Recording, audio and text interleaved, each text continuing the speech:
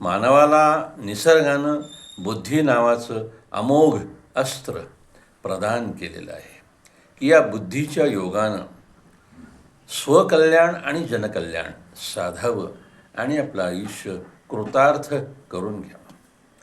ही बुद्धी प्रज्ञेमध्ये विकसित करण्यासाठी, प्रज्ञा म्हणजे विकसित बुद्धी, ही बुद्धी प्रज्ञेमध्ये विकसित करण्यासाठी भारतीय परंपरेमध्ये विलक्षण असे अभ्यासक्रम निर्माण केले गेलेले होते, ज्या योगे प्रज्ञा प्रत्येक मानवाला प्राप्त करून घेता येणं हे सहज सुलभ झालेलं होतं.